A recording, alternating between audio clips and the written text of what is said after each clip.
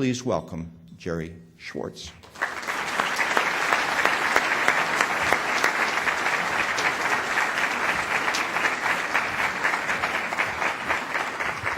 Thank you. It's a great pleasure to be here. As most of you know, I've been here a number of times speaking to Rotary about important artistic issues facing our community and facing this region and our orchestra.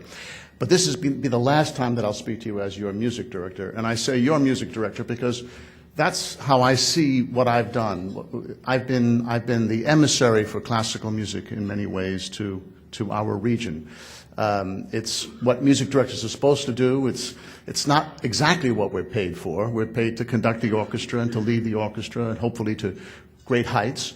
But if you take your responsibility seriously, whether you're working at Boeing or whether you're working at Microsoft or at Amazon or at Starbucks or any of the great companies or banks that we have and hospitals and educational institutions, it always goes one step beyond what your job is.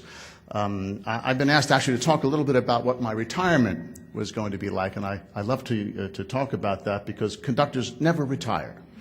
And most of us actually die on the podium while we're conducting. I'm hoping to avoid that. It's a little too dramatic for my taste, but life does go on, and I thought I would just give a little timeline of what's happened over these years, and then, of course, entertain questions if anyone has any. I came here as music advisor to the orchestra in 1983.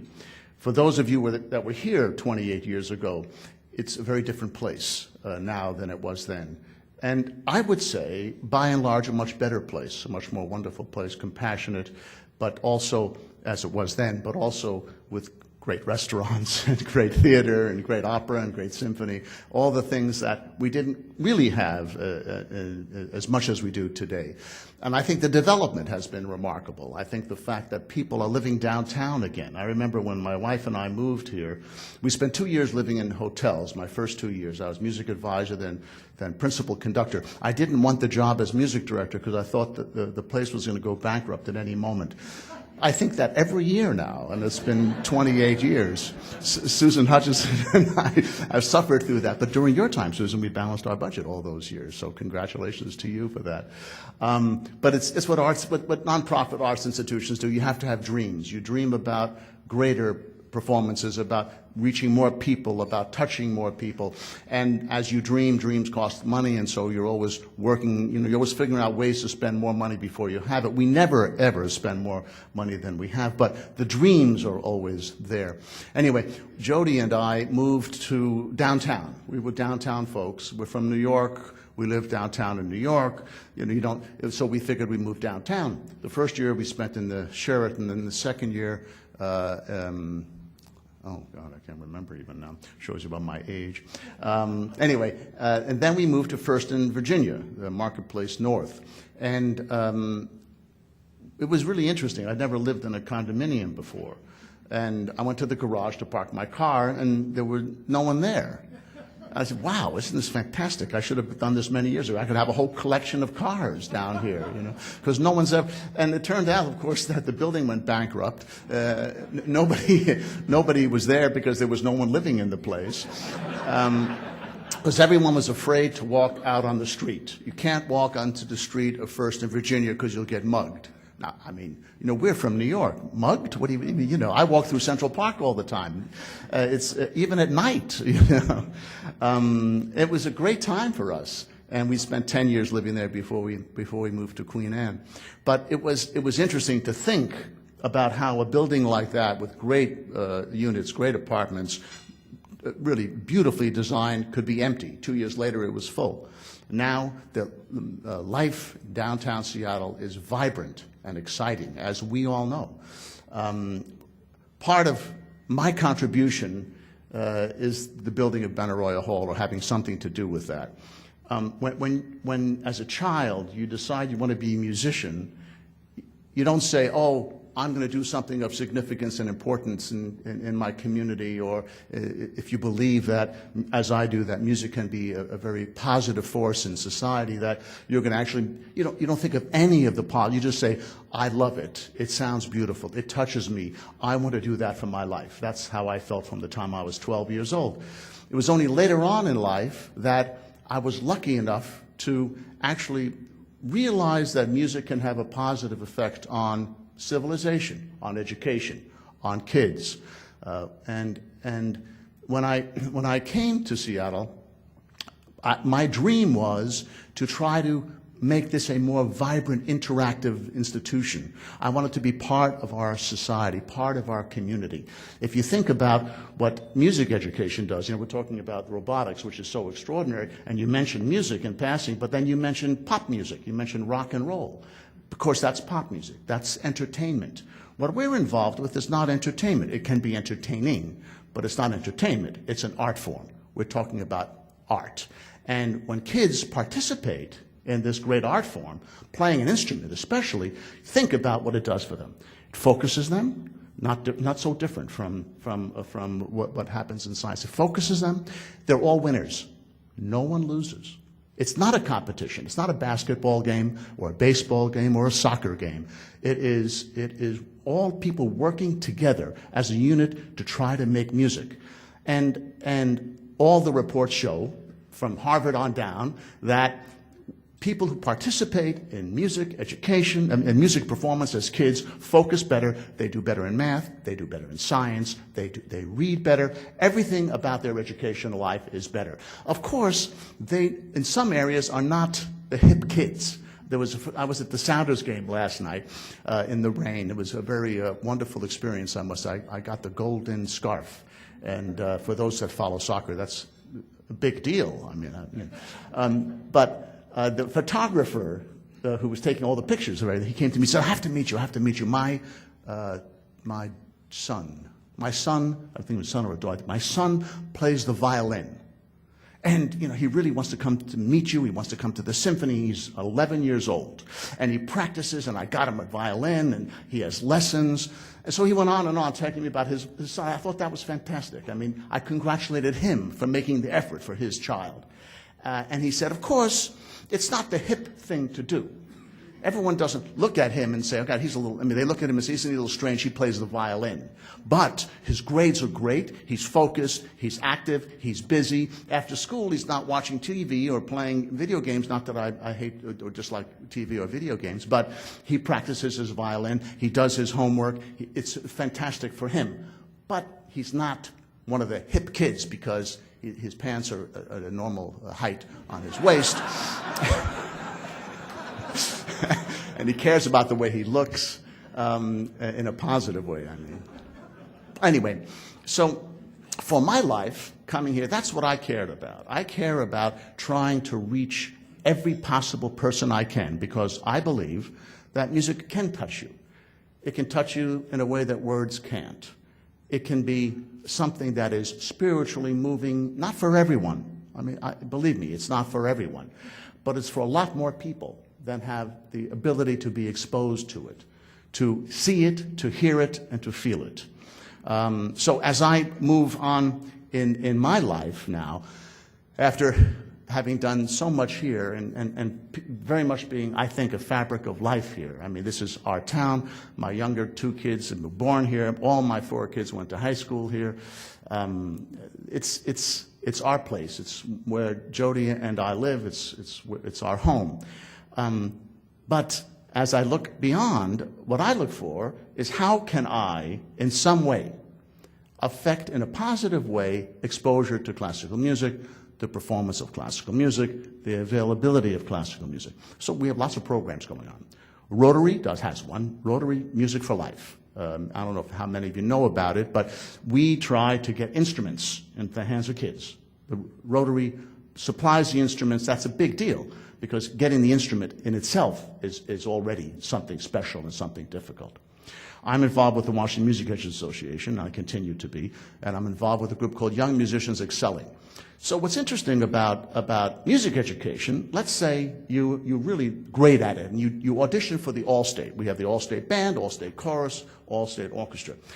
What's interesting about that, instead of the schools giving you the expense money, most of the time you have to pay for it yourself.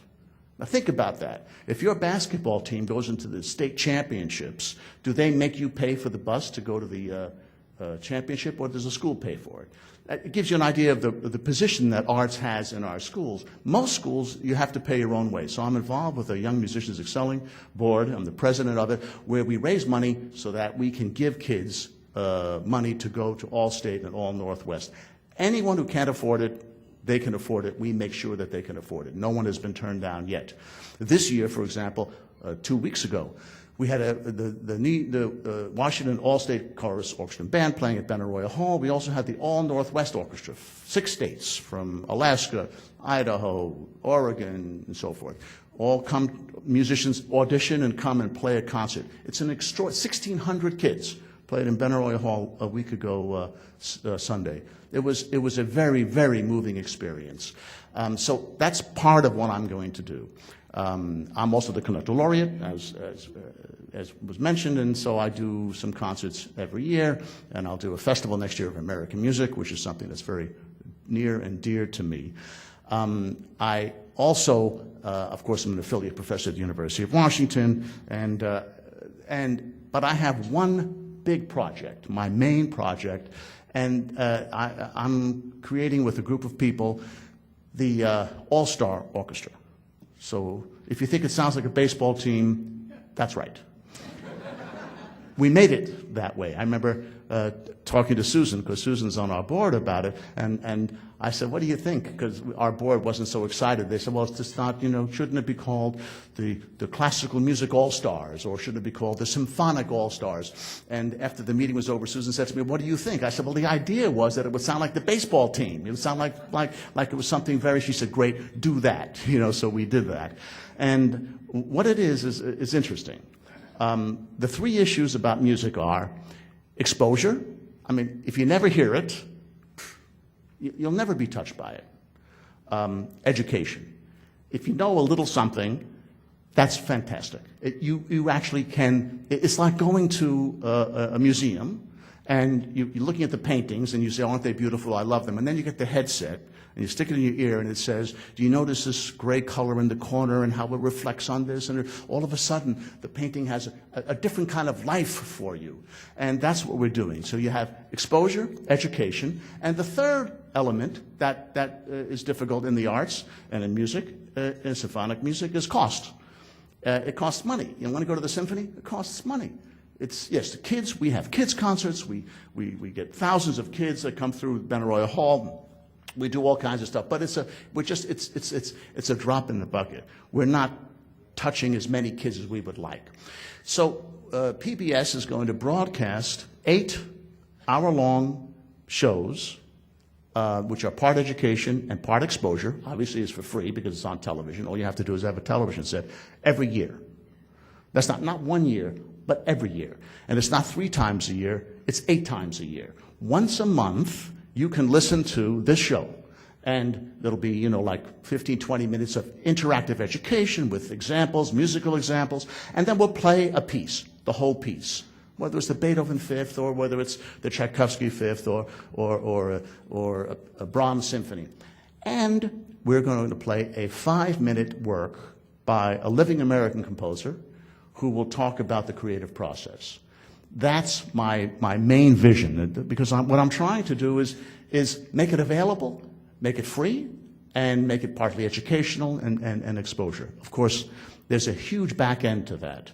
I'm working with some dear friends at Microsoft, and we're creating, there are 9 cameras. You can click on any one of the 9 cameras. There are if you want bios of composers, things like that, it's no problem. The All-Stars is literally all stars from all the orchestras all over the country. So members of orchestras from all over the country come together in New York for a week and film these shows made for television. No audience, no concert, just television shows. There'll be interviews with the All-Stars, rehearsal footage. You can click, as I said, the 9 cameras. There'll be a whole section where I talk about what I'm doing. I mean, do you realize that I've never told anyone, except occasional conducting students, what I'm doing, and when I'm waving my arms? You ever wonder what the heck the conductor's doing up there? Does he really matter? I mean, what is he doing? And the reality is, most of the time, I can start the piece and walk away. They can play by themselves, so what good am I, I remember once telling my first flute player, hey, he was playing the rhythm incorrectly, and I sang it to him correctly. And I said, would you like me to explain why It's supposed to be like that. He said, no, you get paid the big bucks. You just tell me what to do. You know? So anyway, that's my big focus, and everything will be free. Everything's downloadable for free. There's a website, downloadable. We have a teacher's guide, downloadable for free. Everything is free. The idea is to try to maybe touch more people, make for a better civilization, better society. I know so many people that have been so moved by this art form, and I believe in it very strongly, and I'm very lucky to have not only been here to help foster this great art form, but to be part of the growth of this remarkable community. I'm going to do questions in a minute, but first I'm going to tell you a little story about Charlie Statiker. Charlie, who's a member, he sits right over here. Now you see this, Charlie, you see this, you got one of these. It says, fathers and daughters, come to the premiere of this piece, a 15% discount. The reason I'm going to talk about it is because we all can make a difference. There is no one here that can't make a difference, and all of you do. I know you do. That's why you're here. Charlie commissioned a play, Becky's Car, big success, been all over the country now. Then he commissioned a trombone concerto. He came to me and he said, I'd like to get a piece to celebrate my anniversary of my wife, and our gratitude to Cornell for the education they've given us. What do you think? And I said, you should commission a trombone concerto. It's a little funny, actually, when I think about it. Of all the pieces, I said, anyway, Sam Jones wrote this phenomenal trombone concerto that Sam Jones wrote, that Charlie commissioned. And now Charlie, he wants to celebrate the relationship between fathers and daughters. For those of you that have a daughter or two, like I do, it's a heck of a relationship. I mean, it's the most wonderful, not to say that our relationship with our sons aren't important, or their mothers, but he wanted to just pick on this little area. And so he went to the same composer, Sam Jones, who's our composer in residence and has been for the last, I think, 14 years, and will be celebrating his 75th birthday in June, at his last season with us, and asked him to write this piece. And it's gorgeous, it's touching, it's moving. Its world premiere will take place on June 2nd. So I thank you, Charlie, from the bottom of my heart for what you're doing for all of us.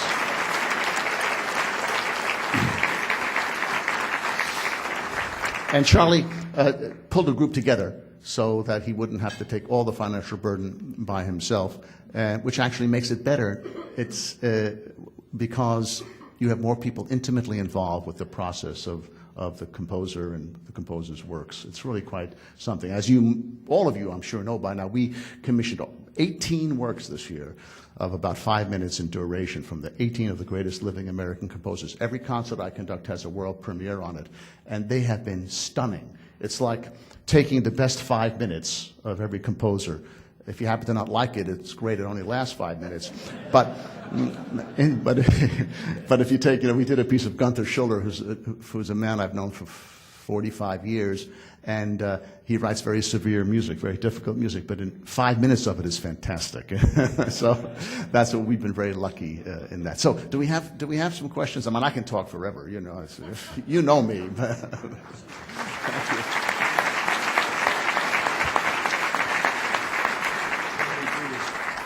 The people with the mics. Maestro Schwarz, my wife and I have been privileged to attend the Musically Speaking series for many years, and I want to compliment you by saying that we're always especially excited to see when you're on the podium because you're head and shoulders above the others when it comes to explaining things, and we're grateful for that. But one thing I've never heard you explain is exactly what it is about Mahler that makes you so passionate about him. I should ask you first, do you like it or not? When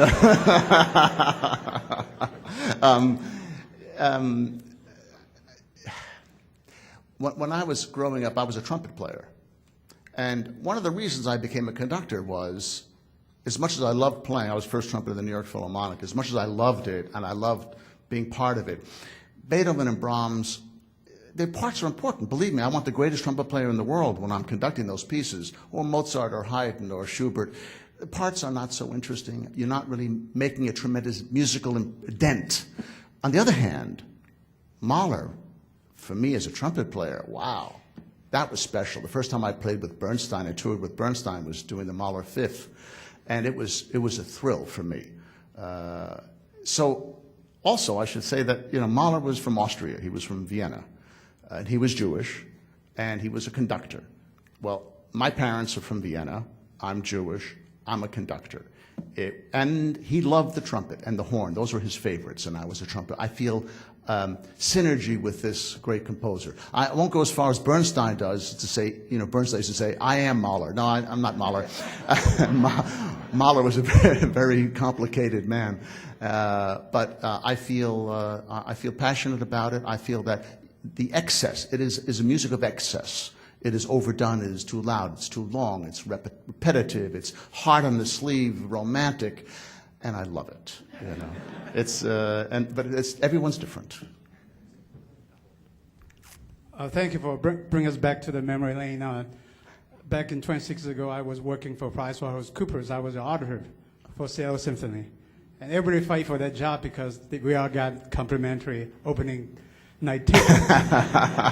And I have to say, I'm pretty privileged. I don't know the rest of the room. I reviewed your first contract with the Seattle Symphony. So I have to make a copy of it, so anyone want to see it.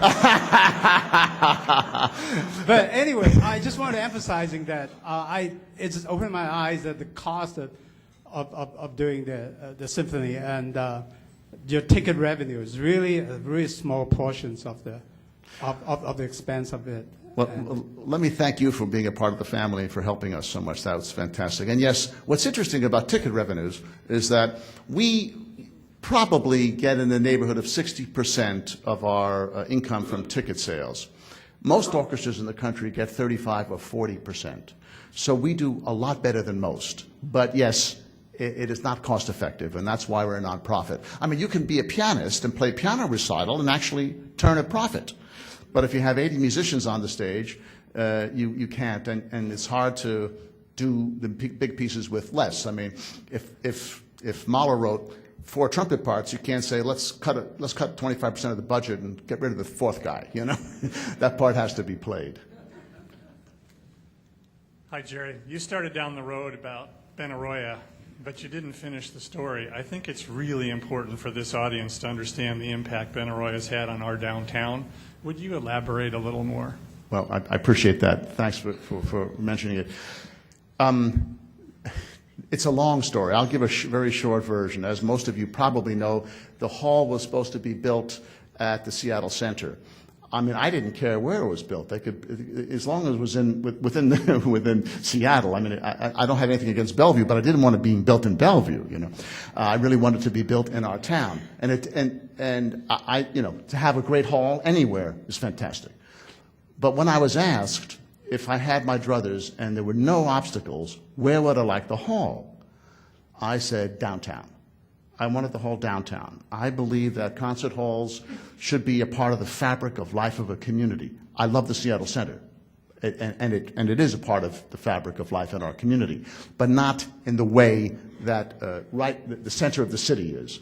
And it was Norm Rice who worked with us, and remember, most of you remember that grassy knoll, the marathon block that had one little building on the corner, and it was right in the middle of town. And he said to me, "What do you think? Would this be a good site for the Symphony Hall?" And that's a long saga of how that came about. But for me, I was passionate about not only about the hall and not only about our community, but having it downtown. It meant a lot to me, and I'm so thrilled that that happened.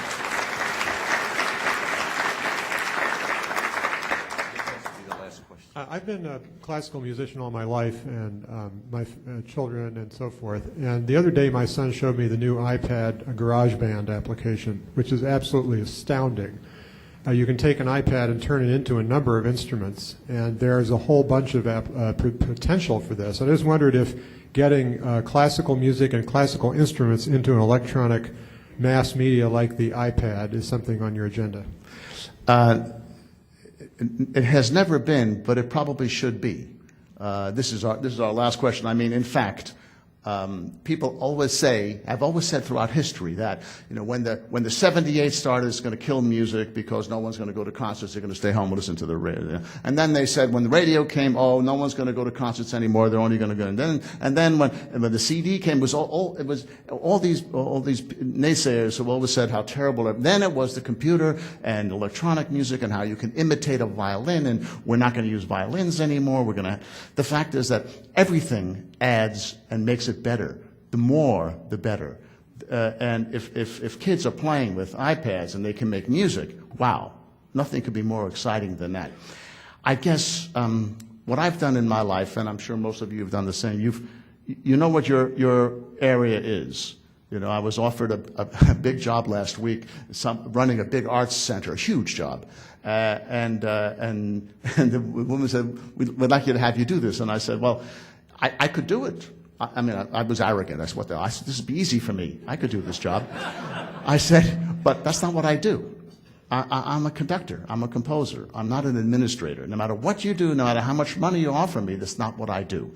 And so even though I think that's a phenomenal idea, it's not on my agenda because it's not what I know at this time or what I do at this time. That's not to say I won't change or grow. Thank you all for allowing me to be here. It's always a pleasure. Thank you. Seattle Rotary Online is made possible in part by a grant from First Choice Health, working with the Washington Health Information Collaborative to use technology to bring better health care to patients throughout the Pacific Northwest. First Choice Health.